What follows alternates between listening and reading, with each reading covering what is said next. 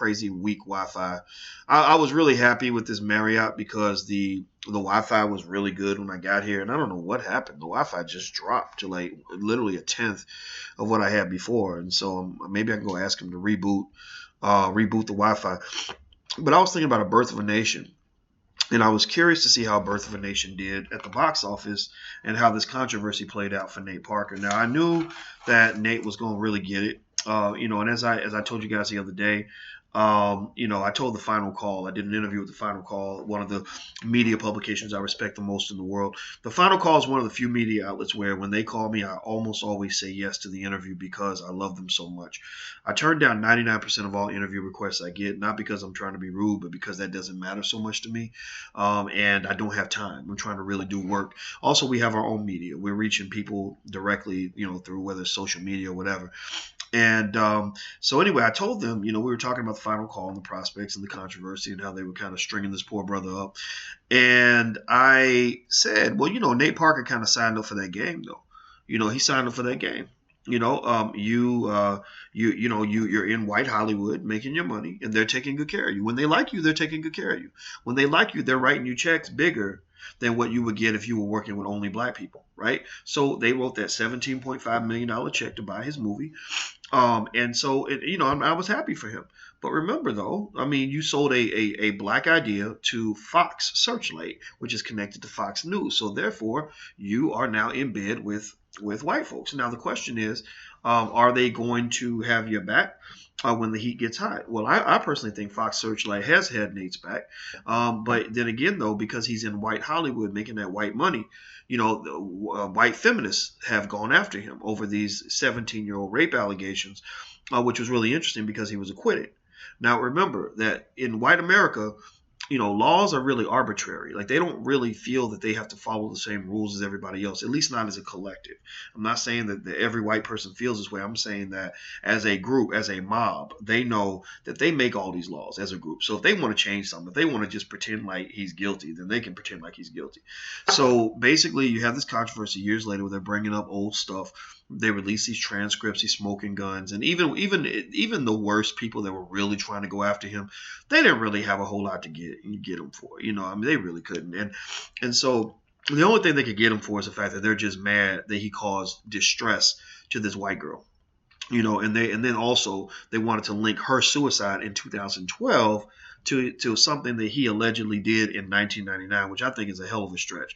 13 years later, maybe she should have gone to get therapy. Maybe her family should have stepped in if she was troubled. I don't know if it was that one incident or if there were other things that happened in her life, because there's a lot that happens in 13 years that, would have gone in different directions. So to me, this idea of trying to connect those two things is absolute sheer lunacy. You cannot just sort of say, well, this person got mad at you in 1999 and they killed themselves in 2012. Therefore, their suicide is your fault. That's insanity. That's crazy to me. And part of the reason it's important that we have our own media like this, where we're talking to each other directly, is because I can't say that on CNN. I can't say that in USA Today. They're not going to let me go on ABC News and say this. But it's true. It's true, right? So anyway, or at the very least, it should be talked about. It should be talked about. I'm not trying to sit here and say that there aren't other points of view that should be respected, but it should be talked about in an honest way. So Nate, Nate signed up for the game. Nate's getting the white money. He's got the white wife. I'm sure his children are beautiful. He married Polly. I wouldn't be marrying Polly. If I got married, I'd be marrying Shaquanda or something like that. He got with the white girl back in the day. He liked the white girls back at Penn State's campus. I wasn't that guy back in the day. I remember when I used to work at the basketball players dorm at the University of Kentucky. I literally remember being utterly fascinated at the age of 19 at why these brothers like these white girls so much. I just didn't get it. I asked a guy like that. I remember he was a football player from Florida. And the poor brother, he could barely put two sentences together. He's one of those athletes that probably couldn't read. And I remember I asked him, I said, what's up with y'all and all these white girls? Like, I understand. Maybe there's something about it, but it didn't do much for me. I just think black women are just so gorgeous that nothing really compares well to black women. And so anyway, I was like, what's up with all the white girls? And he said he talked real fast. He was like, He's like, white, black, I don't care. I fuck them all. I fuck them all. I don't care. I fuck them all. Like, it was like real weird. Like, I could barely understand what he was saying. I was like, okay, well, you're dismissed. Please just go. I'll talk to you later, man. But anyway, so now you see the controversy. I think that what's interesting is that let me give you some data just on how this played out for Nate. So we got some raw numbers to kind of work with. By the way, as I'm moving on to do this, please hit the share button. Hit the share button, the subscribe button. Subscribe to something, like subscribe to a couple of things, and please tell your friends. If you think that our conversations are valuable and helpful, please help be an evangelist for these ideas and really just tell everybody. Please put it on your social media. And if you want to make money putting things on your social media, like our classes, things like that, we actually have the blackcommercenetwork.com. So if you write down theblackcommercenetwork.com, if you go to theblackcommercenetwork.com, you can actually get affiliate links. So whenever I mention a class, you can actually mention that same class on your social media, and we can be partners. You get 30% of whatever anybody sells when they use your link. So that's something we created in the Black Wealth Bootcamp to give our students an economy to go into so they can apply all the things that they learned while they were in the bootcamp. So, for example, let's say you got a YouTube channel and you talk about black political issues, where you could use our affiliate links and sell some of our courses or books or whatever in order to help you pay for your channel if you're drawing certain kinds of people that are interested in a certain subject. So our goal at the end of the day was not just to have a class, it was to have an economy. So anyway, with that said, let me look here and see what the numbers were for Nate. Okay, so the movie opened at 7.1 million. I don't know what ranking that put the movie in. I wasn't immediately impressed with 7.1 million. I thought that was on the low end. I don't know what the average weekend opener movie tends to, let me see here. Let me see. I'm gonna see what. Okay. Let me see. What do y'all know what the average weekend opener, like the number one movie, typically has? Because I'm looking to see what it should be. I mean, I don't think, when I think about like a number one, number two, number three movie, I'm usually thinking like 15, 20 million at least. So I don't think that he had a great weekend opener. However, he met expectations. The analysts actually predicted that Carolyn says, love Dr. Watkins. Thank you, Carolyn. I love you too, sister. I think that the expectations were like 7 to 9 million. So it's not like he failed to meet expectations. I mean, he did what they expected him to do, which is fine. They also mentioned, in fact, actually, he might have gone beyond expectations, because remember that hurricane was going on down in Florida. And so hundreds of theaters closed because of the hurricane. So, to me, if these theaters closed because of the hurricane and he still met expectations, then that to me means maybe he exceeded expectations. Now, the problem, though, is that Fox Searchlight spent $17.5 million to buy the movie. So it's going to take a lot of work. The reviews are really good. Rotten Tomatoes. I go to Rotten Tomatoes a lot to get my movie reviews. And let me see here. And whenever Rotten Tomatoes, whatever they say, I pay attention, because usually Rotten Tomatoes is right. And so Rotten Tomatoes, I think, gave the movie 79%. 73% of the audience liked it. 79% of the critics liked it, according to the Tomatometer. So basically, it's a good movie. I mean, according to the critics and to Rotten Tomatoes. So my thinking is that it's a great movie. Now, what's really interesting to me is how I was reading in the LA Times, and they were saying that the movie is not, that it used to be considered, it used to get Oscar buzz, and it could have gotten an Oscar before the controversy, but now it's probably not going to get an Oscar because of the controversy and because it had a lackluster performance at the box office. And I'm like, well, since when did box office performance become part of the criteria for whether a movie is considered Oscar worthy? I mean, last time I checked, I've seen a lot of Oscar winners that didn't have a strong box office performance. I've seen movies win Oscars and make more money because they got the Oscar, right? They weren't making money before they got the Oscar, but when they got the Oscar, suddenly everybody wants to go see the movie. So that didn't make any sense to me. Like, well, why would you say that? And then also the controversy. If the controversy makes you go from saying, okay, this movie should get an Oscar, to, oh no, this movie shouldn't get an Oscar, then that kind of it reminds you just how most of these awards are bullshit. They don't mean that. They're arbitrary, right? They're totally, completely arbitrary. Because what you're basically saying is that we're going to decide if somebody should get an Oscar based on whether or not certain other people think that they're a good person or not, right? Well, so because the white feminists decide that Nate Parker's a bad guy, well, suddenly he's not worthy of an Oscar. Well, that's silly. That's ridiculous. So, but then again, y'all know how I feel about the Oscars. I think the Oscars are stupid. I think I get tired of black people lining up trying to beg white people to give them awards. Give yourself an award. Create an award. Here's a news flash. You may not know this, but I'm about to let the secret out. Awards are nonsense. Awards are like made up. Awards are not real. Somebody gives you an award, they pretty much just decided they're going to create an award and be like, here you go. We're going to validate you. And if you need that, like if your self-esteem is low, then I guess you need it. But, the other reason black people need Oscars or they feel like they need them is because maybe it helps them make more money because they're too scared to go make their own money. There's so many black actors and actresses in Hollywood who easily, if they were committed to building, could easily develop their own films and distribute their own films. They could literally create their own distribution system, their own everything. But because they are thinking in terms of white man money, they're thinking in terms of short-term gratification. Short-term gratification means that it's easier for me to hitch on to a wagon you've built than it is for me to build my own wagon. That's what short-term gratification does. And that's why we lose. That's why you keep losing, because you keep renting your success when you should be buying your success. You should be owning your success. You're renting jobs when you should be owning jobs. Carol says you and Roland Martin need to get online together. That ain't gonna happen. On Facebook about most of your topics, we'd love to see both of you live. That ain't gonna happen because Roland don't talk to me. Roland been mad at me since 2011. And it was like, this is where I get in trouble. I get in trouble for being a scholar, and let me explain that.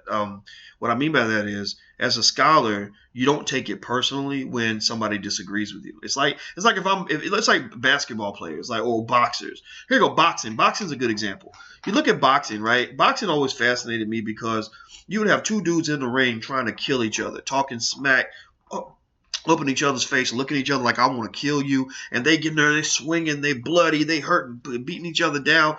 And then after it's over, they'll give each other a hug and be like, yeah, he's a great fighter. I love this guy. He's amazing. He's an amazing fighter, and I just want to see him be successful. And I'm like, wait, I thought y'all hated each other. Y'all were just trying to kill each other, and now y'all friends again. How do you do that? Well, it's because they're used to that, right? They don't think, in their mind, they're like, well, just because somebody's punching you don't mean they hate you. It's just being competitive, right? Or just doing your job.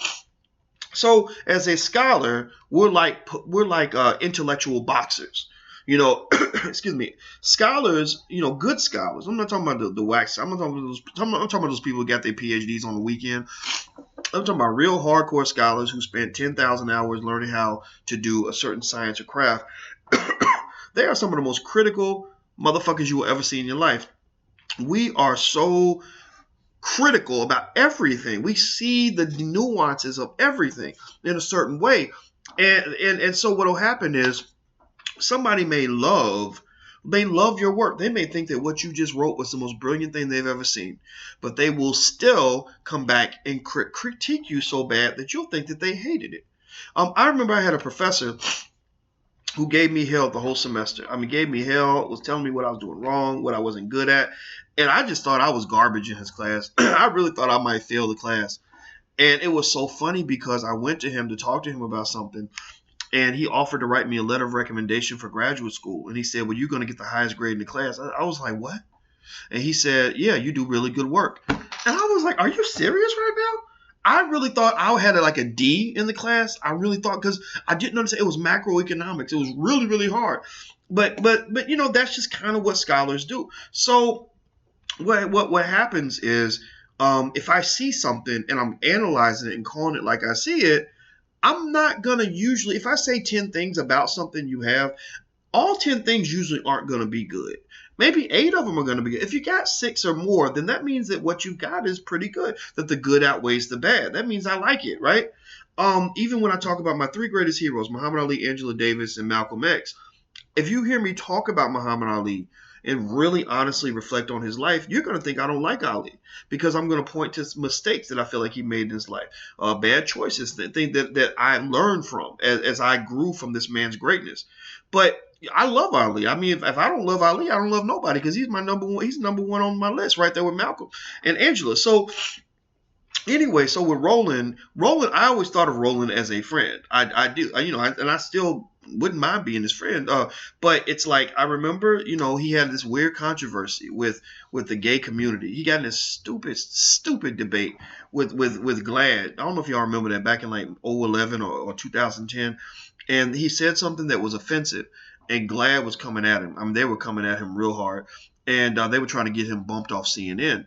And I felt that Roland was wrong. I felt that Roland should apologize. And so I wrote an article for EUR Web where basically I just said, come on, man, you should stand down. Just go ahead and apologize. Get it over with. Like, don't, because that's the problem. Roland, unfortunately, will get very, very, dogmatically self-righteous. Like he won't just tell you why his opinion is different from yours. He will tell you why you're wrong and why you're stupid and why that don't make no sense. And I'm not built that way. If you tell me something that sounds crazy, I might message you. I might be like, man, you crazy. You out of your mind. So tell me more. I'm going to hear you. I'm going to try to understand you. But sometimes, so talking to Roland can be a little frustrating in that regard, because I'm like, there's got to be room for another point of view outside of your own. Anybody who doesn't have room for other points of view that's not a healthy conversation to have, in my opinion, because there is no universal truth when a conversation between two people. There's just my point of view and your point of view. And if you can't respect my point of view, then it's hard to say that you respect me. So anyway, I wrote the article. Next thing I know, I'm getting text messages from Roland, long message. I'm talking about dissertations in each message. Like, well, you shouldn't have said this, and you said this about me, and I'm like, dude, that's a long message. And I respond, well, I mean, don't take it personally, brother. I got your back. Well, no, you done it. Well, come on, man. I mean, and it just got really stupid. So I think that since that time, Roland doesn't like me. So you won't really see me on Roland's show. Also, I probably offended him because he invited me on News One. He invited me on his news show a couple of times back in maybe 2012 or something. Each time I said no twice. Then they had me on via satellite one time, and they flew me in another time. But I don't really care about being on media. I care more about building independent media. That's what I want to do. I've never, ever, ever felt excited about riding a white man's boat. It just doesn't do anything for me. It's like, no, that's easy. Like, it's easy for me to hitch onto your wagon. And the thing is, I've always been concerned about the fact that we're so disillusioned about that we really think that we're more successful if white people like us and give us money and rewards and platforms. Like, we'll be like, oh, look at me, mama. I work for this corporation that gave me this important job with this big office and this high salary, and I get to talk to this many people because I'm just such a big deal. No, you're not a big deal. You're not a big deal. They just are awarding you for appropriately assimilating into their system. And so at the end of the day, it's like how the Democrats will reward you for being like a really strong Democrat. But if let's say you're a Republican and you can be equally strong, but you're not going to get rewarded, they're not going to like you, right? So ultimately, the system being based on white supremacy rewards you for committing yourself to white supremacy. When you pledge allegiance to white supremacy, that is the quickest pathway to so-called Negro success that there is. There's no quicker pathway to success in America for a black man than to bow down and get on both knees when it comes to white supremacy.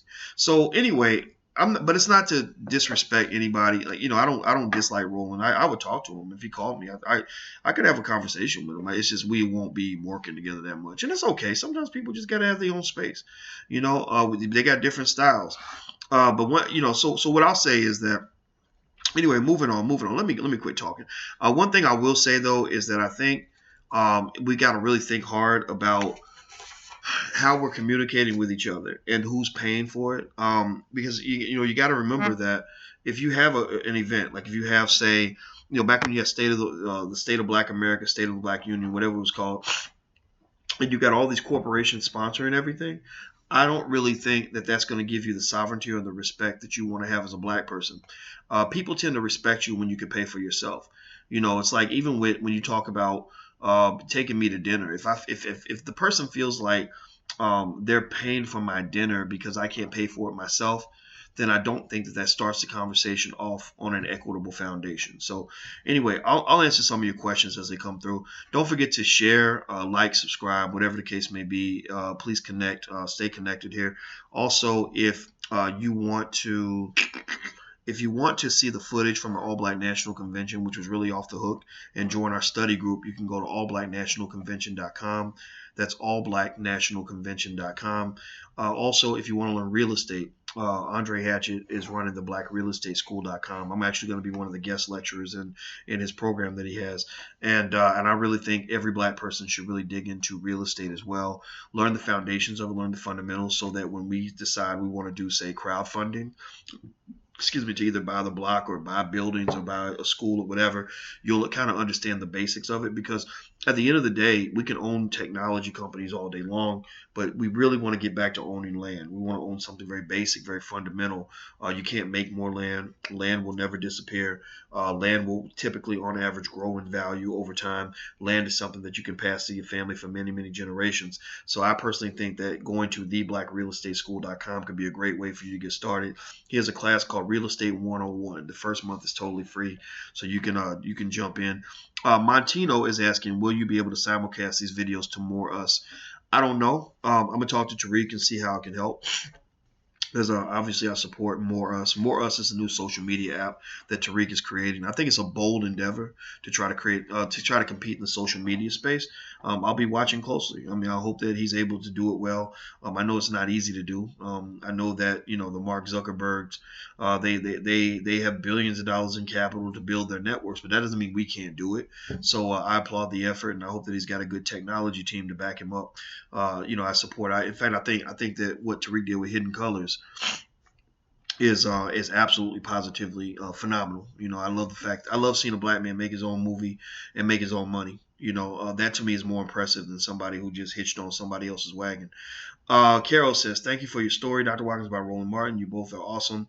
Yes, he is awesome, and I think you should show him respect. There's a Groupon on Facebook that just got started, a group on Facebook called First 1000. We need your help. Well, how about this? If you need my help and you want to connect to me on a business level, you can email me now. My email address is boyce@boycewatkins.com. You can write this down. It's boyce@boycewatkins.com. Now, mind you, I've got a really good manager named Michelle, who is a great guard. She's like a guard dog. She protects everything only because I have to be able to focus on just doing the work, and that's why I have my team around, because I need to focus on doing the work. I can't always do the business, but if you come to us with something very serious, a proposal, you want to invest in something or whatever, then she can evaluate that and make sure that somebody takes a look at everything you send over. But just be very cautious. Try to make your pitch, and this is what we show you. This is why we have the 10-minute business plan. Is because the goal is for you to be succinct. When you're explaining your business model, don't hand somebody, if you meet somebody that can really help you get your business off the ground, don't hand them a 50-page proposal. They're not going to read it. They ain't got time. Do not do that. Give them a one-sheeter with bullet points and a 30-second elevator pitch that explains your business enough to get them interested. Be efficient with time. I see it so much. I go places and people hand me all kinds of stuff. When I go on the road, usually I'm gone for like a month at a time. When I go on the road, I can't take it. My suitcase can only hold so much weight, and I'll be getting everything from not just like T-shirts and stuff, but big bags full of all kinds of stuff, from hair care products to samples of fried chicken to all, just a big thick portfolios and scripts and everything. And it's not that I don't want these things, it's just I can't keep everything, and so really I think the best way to do business with us is you can email us, and when you get the email back, join in on one of the tools that we've already put in place. And then if you really want to do business, like if you really want to invest in yourself, if you say, look, we got some advertising and we want to sponsor a podcast. I think a few people, reach out about sponsoring one of these podcasts and to promote their business, or we want to do a consultation and we're willing to invest in that. Now, mind you, it costs money to get that one-on-one time, but not as much as, if you're building $1 billion business, then why wouldn't $300 be worth, spending to talk to somebody that can really really help you or whatever. We have those things in place. We also have the blackbusinessschool.com with a bunch of classes that you can take. So there's a lot of stuff out there. So you can go make sure you check it out. All right. So anyway, does anybody have any more questions? Somebody, Shelly said, wow, Doc, hair care products? Yes, I get hair care products and I ain't even got no hair, right? That's what's so funny. Okay, so Holly says she's going to send me a request on More Us after this. Okay, I'll accept your request, Holly. I'll take a look. Wendy says, I feel we must unite. Martin has his issues, but at the end of the day, I hesitate to diss him because he's black. Yeah, well, I think that we got to really think about what a diss really is. Some people think a diss is dissent. Any form of dissent, diss is disagreement. A diss is not dissent. It is not disagreement. Disagreements happen. They happen. That's how you get smarter. You got to disagree. You got to have debates. How strong are you going to get? It's like, imagine if you went to the gym and you lifted weights, and every time you lifted the weight was being pushed in the same direction that you're lifting. So you're lifting 400 pounds and pressure, and somebody's lifting the weight for you. They're pushing it in the same direction that you're lifting. You're not going to get stronger. You're only going to get fatter and weaker because you're not doing anything. There's no resistance. Good ideas come from resistance. Somebody must challenge those ideas in order for those ideas to become sharp. If you don't have resistance, then you will become weak. You will become fat. You become stupid. So don't just talk to people who agree with you. Talk to people who disagree with you. I don't want to really just talk to people who see the world the way I see it. I want to hear from that Trump supporter who can explain to me why they think Donald Trump should be the next president. I like listening. I might not agree with you. I'll be like, wow, really? Is that how you feel? Sometimes I don't even tell somebody why I don't, how I feel about Trump. I'll just listen. And I'll be thinking, I'll be processing, like, I wonder what makes the person think that way. Somebody challenged me the other day. One of my friends who knows politics well, she said, well, I don't really like your position on not voting. I saw your video where you said that you're not going to vote, and here's why I think it's an issue. And she explained it and broke it down. I was like, that's an interesting point. And then I listened to somebody else who said, maybe instead of telling black people that you don't think they should vote, maybe you should tell them to support a third-party candidate. And I was like, that's an interesting point. So I was literally trying to distinguish in my mind which avenue is most effective and which avenue is least likely to get resistance from the black community. Because a lot of black people, when you throw out abstinence, abstaining as a political strategy, their heads explode because they spent so many years hearing from Democrats who told them that if you don't vote, you don't count. Your ancestors died for you to have the right to vote. And if you don't vote for the Democrats, the Republicans are going to come in office. They're going to put you back in slavery and kill you. Right. So that is wow. Landon said he turned off the debate just to listen to you. Well, I appreciate it, man. This is a better place for us anyway. I can't watch that shit. But anyway, so here's the thing. So their heads explode when you talk about abstaining. But here's the thing. The reason I don't back off at that point is because you can go to the literature on political science. Look at the leading experts in political science, and they will tell you that abstaining is a political strategy. It does work. It works more effectively than simply giving somebody your support without asking for anything in return. It's just like dating. Like I said, if you, that's like somebody to say that abstaining doesn't work. That's like saying to an abused wife that, well, if you leave your husband, it's not going to make him stop abusing you. It's not going to make it any better. You might as well just continue to be loyal to him, even if he beats you. No, that's stupid. That's ignorant. That's insane. Right? So ultimately, at the end of the day, I think that all those ideas have to be laid on the table. Now, so what I will say is, again, because I was challenged on my idea, and I didn't think the challenge was any kind of affront to me. I didn't take offense to it. I think it's okay for black people to consider voting for a third party. If that's what you want to do, then I think that's just as effective as abstaining. Now, of course, what makes it complex is that right now, is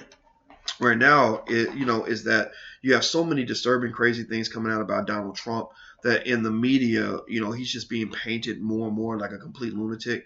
The election's really becoming a joke. But you got to remember, the system created Donald Trump. This system made him. This system is such a farce. It's such an affront to democracy, to meaningful democracy, that you're going to have a Donald Trump exist really as an artifact of your ridiculous behavior over the last 50 years. The fact that you've allowed this horrible system to be in place. So, at the end of the day, They can get mad about Trump existing, but he was created. He was created by the system. He was created by the Republicans. The Republicans are a bunch of angry old white men who don't want to let go of power, who do stupid, illogical things because they refuse to embrace ideas that are not consistent with what they've been taught since they were children. So as a result, now you're going to get your Donald Trump. And I don't know if that's going to change. I don't think they're ever going to wisen up because they're going to lose this election. They might lose the next 3 or 4. I personally, to be honest with you, I'm not a person who enjoys the idea of one party holding power for more than 8 and 12 years. I really don't like that. I feel like when we have Democrats in office for a really long time, they start getting more and more liberal, and some of these liberal ideas are just stupid. I'm just not a fan of everything liberals believe in. Some of that stuff they say is just dumb. I don't like it. It doesn't make me comfortable. It's ridiculous. Like you got every Christian on earth being called homophobic and all that, and I'm just like, this y'all dumb. Like, what the hell? You mean to tell me my grandma's homophobic because she just believes what the Bible says about marriage being between a man and a woman? She ain't homophobic. She ain't thinking about who you having sex with. My grandma's just following her Bible. Stop calling my grandma homophobic and a bigot and she's a horrible person. She deserves to have whatever happens to her. No, that's not true. You need to stop that. Basically what we can do is end the conversation at anybody, regardless of sexual preference, should be treated like everybody else. Fine. But when you go into a church and you say, if y'all don't applaud for homosexuality, then y'all must be a bunch of bigots. And it's just like Selma. It's just like the civil rights movement. We going through what y'all went through with Dr. King, and we holding a march in Alabama and Selma because we got John Lewis. He's all bought and paid for a Negro who's going to leverage the civil rights movement to fight for gay rights. Man, shut up. You sound stupid. It gets really ridiculous. So Anyway, by the way, we have a new movie out. Y'all probably know, but I have to make sure y'all know it so that when you see me bring it to your city, you'll maybe want to come out. It's called The Secrets of Black Financial Intelligence. If you want to check out the trailer, you can go to blackfinancialintelligence.com. That's blackfinancialintelligence.com. And that's just a term that I just really liked. I use that term a lot because I want to see black people become financially intelligent. The two things that I want every black child in America to do, and I want black people to be able to do, is number one, we need to educate our own children. We need to occupy that space. We need to literally, like a battle, we need to go literally and invade and conquer and occupy the brain space of our kids. The brain space of our children has been kidnapped by racist media, dropping negative hip hop on our kids, by these school systems that are filled with white women from the suburbs who are teaching black children but making money off of them and destroying them and expelling black boys and putting black kids in detention and ruining our children. We need to occupy that. We need to go just declare war and go occupy the brain space of our kids. Second thing we need to do is we need to make sure every black child in America, by the time they're 12, they know the basics of how to start a business. Every black child in America must have that fundamental black financial intelligence so that they can succeed in the next generation and not just be stuck and trapped in situations where they feel that the white man controls the keys to their happiness.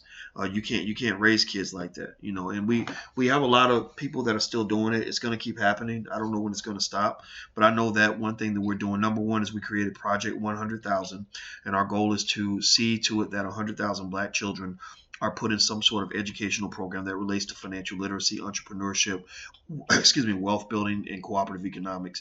If you're looking for a low cost, our lowest cost program is at blackfinancialsuperstars.com. If you go to blackfinancialsuperstars.com, you can sign yourself up, your child up, but you can also sign up somebody else's child. So we actually have 3 options. You can sign your child up, and the fee's really low. I think it's $29 a month. Or you could do the option where you sign up 3 children, and your child gets in free, and those children you get 50% off for those other kids. So you could pay for 3 kids, and your child gets in free, and it's 50% off. And then we have the option of, for those who really got it like that, who really want to dig in, you can actually buy a scholarship for 10 kids.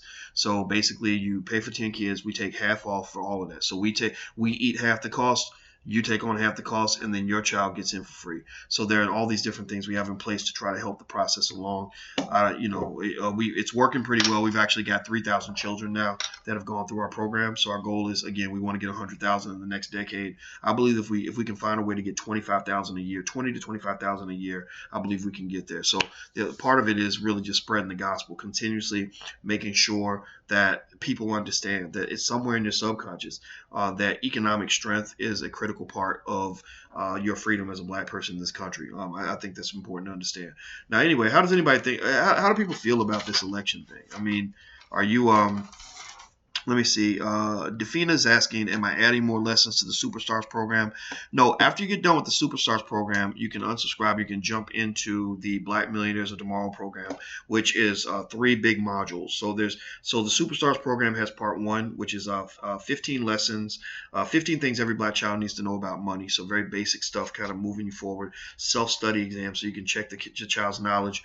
And then after the first program, you can jump to the Black Millionaires of Tomorrow program, which is 3 times bigger than the Superstars program, right? Then after that, you can jump, if you'd like to, you can jump into the Black Financial Leadership program, which is the one that I teach. That's where I meet the children every Saturday, and we talk about all these concepts, and they get to talk to me, and they get to know me. So when I go on the road, I'm meeting kids now who are in the program, and it's really amazing because these kids have businesses. They're making real money. There was one kid who was at the event last night who said that he was selling water, and he said that I said, well, how much money are you gonna make, man? He said, well, if we sell all our waters, we're almost done. He said, we only have like 30 left, but if we sell all of our water, we usually make about $80. And the kid was like 10 years old. So to me, those basic things, getting children sort of started on that in an early age is really hugely important. All right, so let me see here. Holly says, I don't support the nonsense of the election. I vote to dismantle white supremacy. I agree. I mean, it's how many of y'all are not going to vote? I'm really curious. I mean, I'd like to know just what this not voting thing, how deep this really goes. Because the thing is, you got Negroes in corporate media who have been forced. They're not choosing to tell you to vote. They're forced by higher ups to tell you to vote.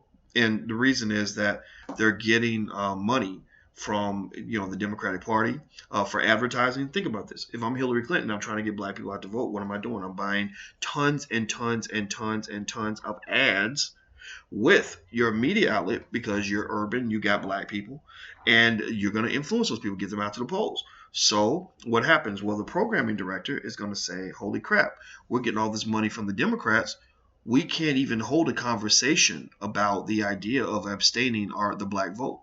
We can't even hold a conversation about black people voting for a third party. And we really can't even hold a conversation about black people even trying to become Republicans. We can't hold honest debates at that point because the money is pushing us in this direction. So really that's what you kind of see when it comes to media. That's why I guarantee you, I want you to go and I want you to listen to some of the key radio players in the black community. Go listen to Tom Joyner. Go listen to Steve Harvey. Go listen to Ricky Smiley. Go listen to Roland Martin.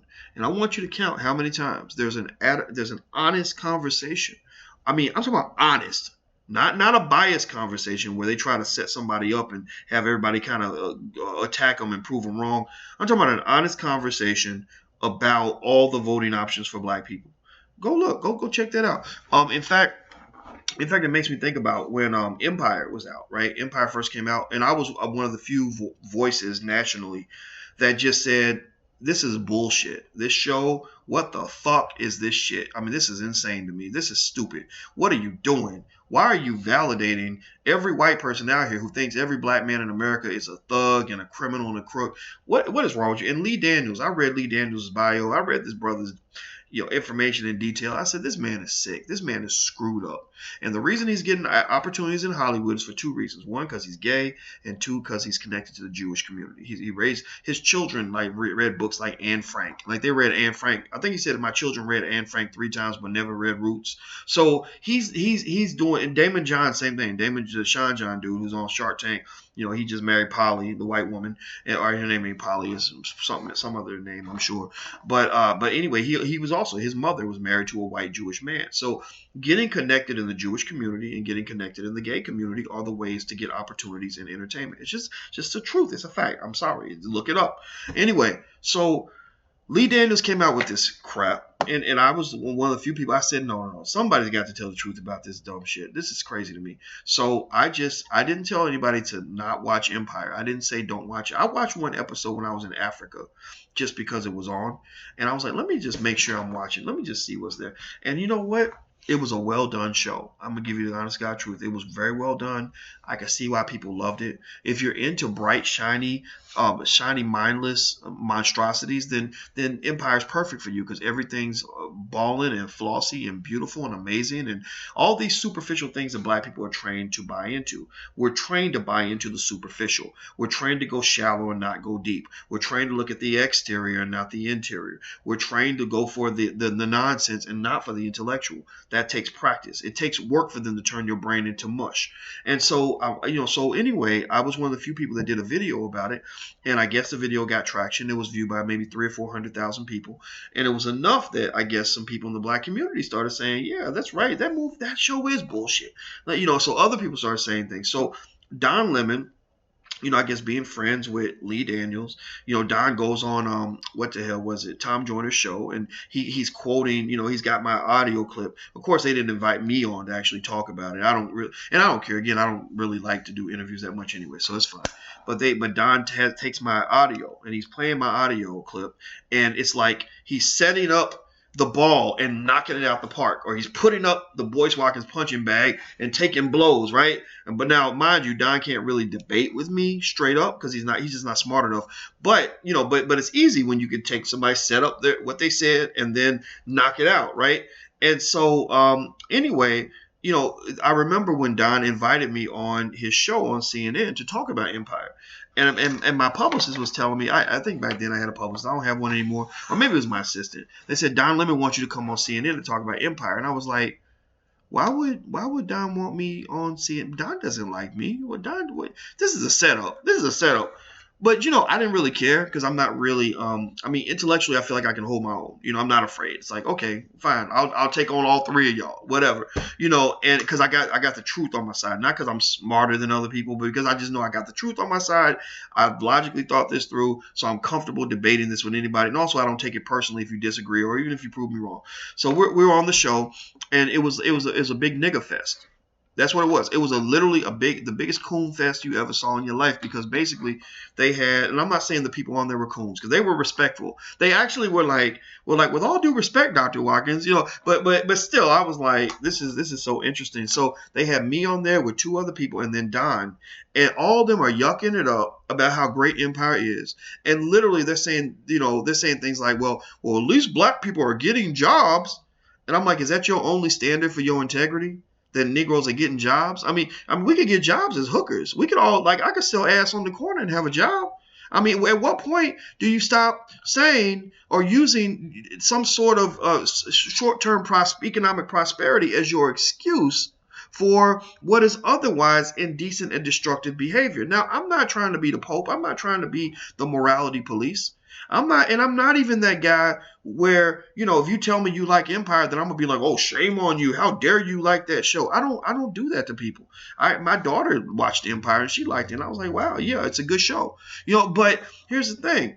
You cannot go and have a show like this created by Fox and then complain that Black Lives Matter and that somehow you're being mistreated because white people are sending black men to prison because they think black men are thugs, and police are shooting down black men because they think that they're thugs automatically, when really that white person in the suburbs may not know any black people, and all he sees is black people on shows like Empire. So he sees black people cooning and thugging and killing and wanting to be gangsters and all that. So he's thinking this must be what those people are like.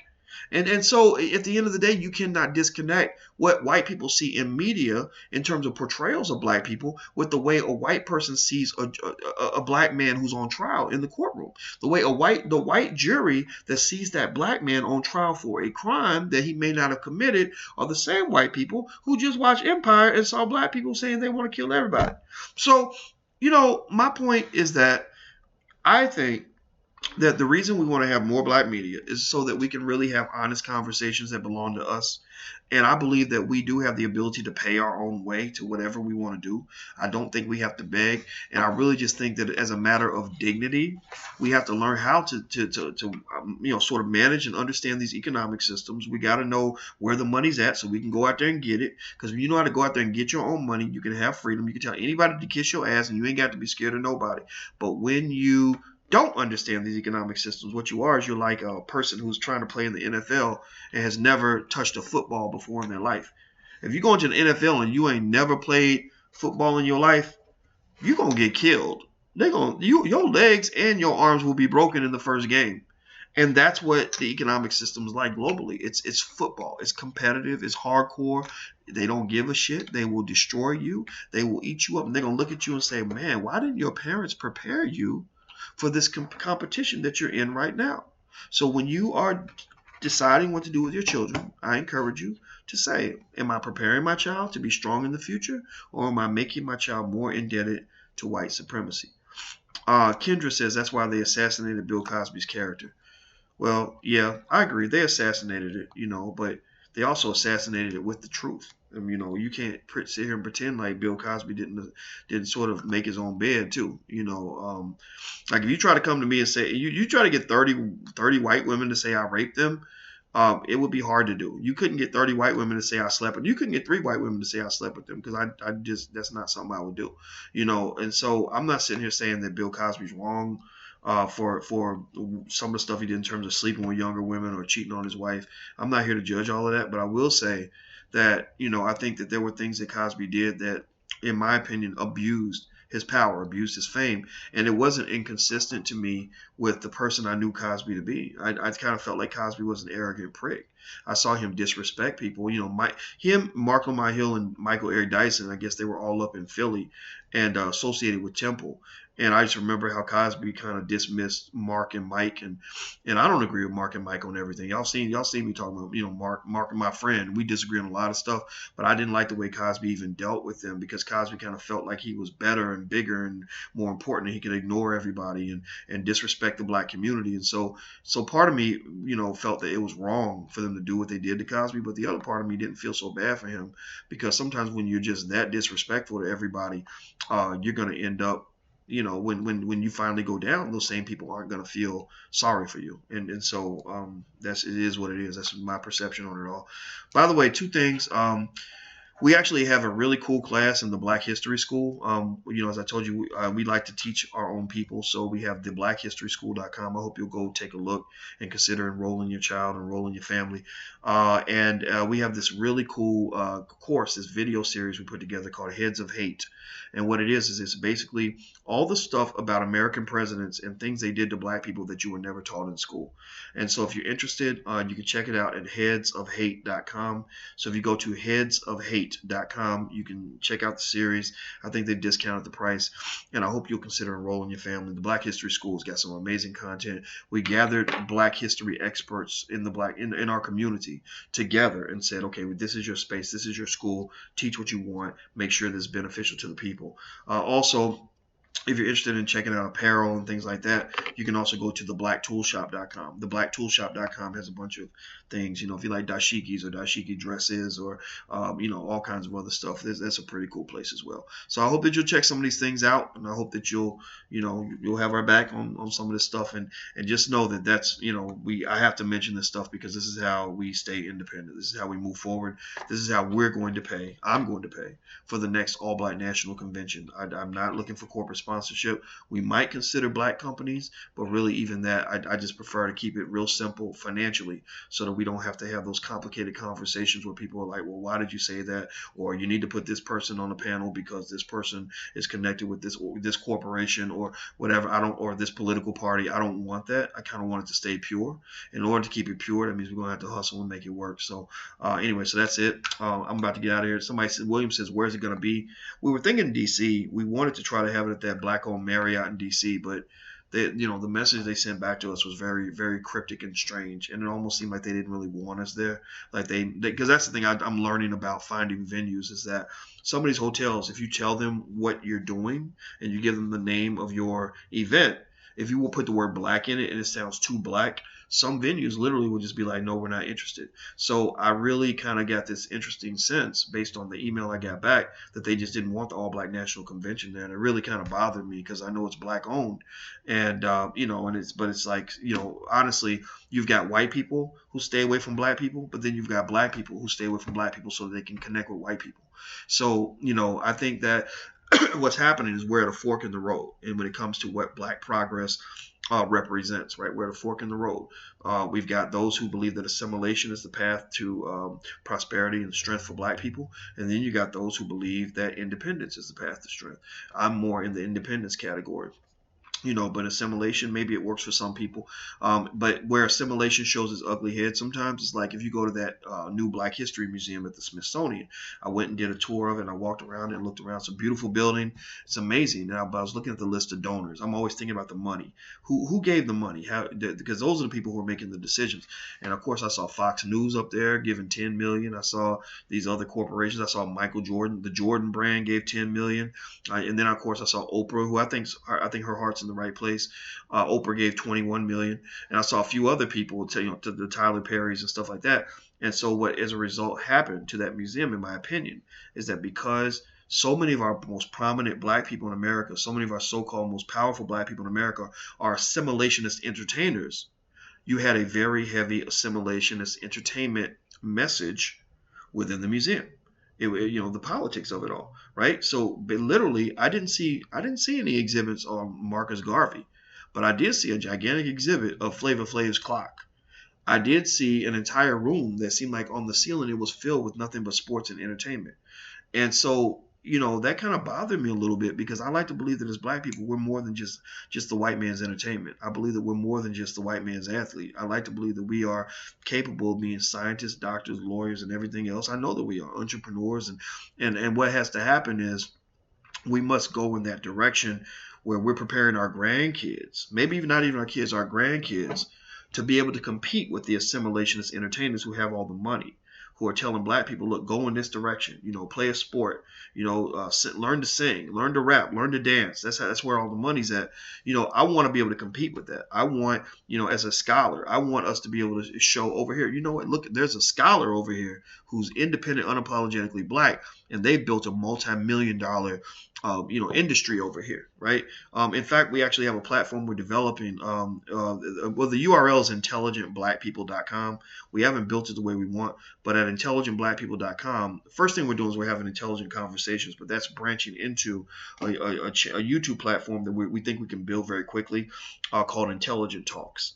And what we want to do is basically have intelligent black people, nothing but smart black people, and literally expose smart black people to at least hundreds of thousands, if not millions of other black people, so that there is a go-to space for black people who don't sing and dance, who are not getting an entertainment. Because what I found is that intelligent black people, because they're so ostracized, because you're so taught that something's wrong with you, and like Carol Johnson says she's a molecular biologist, don't nobody really care that much about that stuff, unfortunately.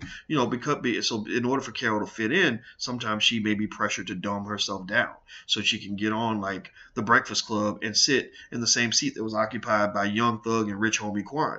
Now, I'm not dissing the Breakfast Club. I love the Breakfast Club. I respect them for what they're trying to do, but I don't want to feel like I got to run in there and run behind Trinidad James and some ignorant dude in order to get to my people. I want to have a space where I can be black in public and I can be intelligent in public.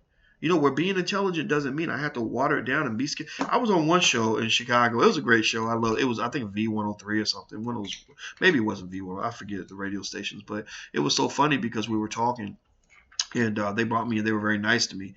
And there was a point in the conversation where it was like I said something. I literally just said something like, I said the term prefrontal cortex. I was talking about the brain, and they said, "Whoa, speak English, doc. Speak English, doc." And I was like, and I said, that shit that's in the front of your head, right? And it was like, and they laughed, how I yucked it up because I'm a man, I'm a black man before I'm a scholar. But it bothers me that I can't introduce people to intelligent ideas without people feeling like they got to tune out or like it's boring to be smart. Like I was talking to a radio show host in, in Baltimore. And I was talking to this young lady about some stuff that was, pretty relevant about how hip hop affects the minds of children. And she was not hearing none of that. She was like on Instagram, going through pictures and selfies. And I'm just like, man, like you have so much influence over our kids and you want them to be stupid. And then the next room, she had them dropping it to the floor and having a dance contest. I'm tired of black people having dance contests. I'm tired of us being trained to be niggas. It makes me sick. It gets on my damn nerves. We are more than that. We are more than a goddamn dance contest. So please stop it. Just quit. Just quit it. I mean, that's what I do when I get frustrated. I start saying, just stop it. So I'm not a fan of all of that. I want to see us do everything. I want to see us be human. That's it. Oh no, somebody knew the name. Damn, I didn't mean to. Shit, I didn't mean to. I mentioned the city, and now somebody figured out who it is. I'm not dissing her. This ain't a diss. Please don't make it a diss. But it's gonna get back to her. He was talking about you on the Facebook. That ain't it. I'm not dissing nobody. Oh God. Anyway, but yeah, I just, my thing is like, I just wanted to encourage her to be intelligent. I'm like, you got all this power over black people. You have all this ability to influence the way our children think. Can you please make sure they learn something that's going to help them to survive, so that they don't end up just learning how to sing and dance and rap and play sports and end up shot in the head by a cop, or end up in prison, or end up unemployed, or end up with 4 or 5 babies daddies with a welfare check, or end up in some situation that's going to make them feel sorry for themselves. Those things don't happen by accident. And stop acting like you ain't got nothing to do with it. Stop acting like because of racism you have no say in the outcomes in your life. Stop acting that because the white man is doing what he's doing, which he is doing, he's gonna keep doing it. He ain't never gonna stop. Stop acting like that means somehow that you have no say, you have no ability to elevate who you are as a person, as a human being. I'm sorry, but the last time I checked, I talked to the white man the other day. I called the white man. I said, Mr. White Man, I said, now, Massa, I needs to know that, did you make a law that says that it's illegal for a black child to open up his cell phone and learn science or learn technology if he wants to? He said, well, why no, Boyce? He said, well, we have laws in place that will imprison him and make him into a slave. And we also have laws that will allow the police to search him illegally. And we also have laws that say that we can find ways to make him the last hire and the first fire. But last time I checked, we don't have any laws that say it's illegal for black people to read. And so, to me, my point in all this is to say that there's nothing stopping you from getting on the computer, and instead of looking at Instagram for selfies and stupid stuff or comedy videos, every nigga just always want to laugh. Laughing's good. Laughing's good for the soul, but everything ain't a goddamn joke. Everything ain't supposed to be funny. There's a time when you got to be serious in order for people to take you seriously. Instead of doing all of that, why not take some time and read Powernomics? Go read Dr. Claude Anderson's book, Powernomics. Make that required reading. Stop reading, you're reading Jesus, the white Jesus' Bible. Okay, after you read the Bible, get you a copy of Powernomics so you can learn how to defend yourself in this world. There's no law saying that black people can't build things economically. There's no law saying black people can't learn to start a business. So at the end of the day, we just got to stop being victims, and we got to stop training our children to be victims. So I'm gonna stop talking, because if I stay on, I could just end up talking all day long. Don't forget, do me a favor, check out blackfinancialintelligence.com. And please feel free to, check out the trailer for the film. It's going to be, we're really going to push it. I want a lot of people to see it. And it's coming out November 1st. So that's blackfinancialintelligence.com. Also, the blackrealestateschool.com, a place to learn real estate. And we have the blackhistoryschool.com. So write those 3 things down. And next time you see me, please pull out a pad and a pen and be ready to take notes. And don't forget that, I'm not the only teacher here. I'm not the only soldier in this battle. There should be millions of us doing the same thing. So when you get around your people, you be strong and black, and don't you be afraid of that. And you be intelligent. Don't be afraid of your intelligence. You carry your intelligence as boldly as Lil Wayne carries his little purple cup. Okay, you be as bold as Lil Wayne is when he's talking about hitting women and killing black men and getting drunk and high all the time and got tattoos on his face. You be equally bold with your intelligence and your progress for the community, because we got to be strong, because we are literally in a battle. It is a battle for our souls. A battle. I think of it as a battle between good and evil, to be honest with you. I don't want to get into that religious talk or something that sounds self-righteous, but I'm serious. Like, some of the stuff they're trying to do to y'all is ridiculous, and you can't let them keep doing it. And they're going to keep doing it as long as you don't fight back. So I'm gone. Have a wonderful day. I love you, and thank you so much for all your support. And I'll talk to you guys soon. Take care. Peace.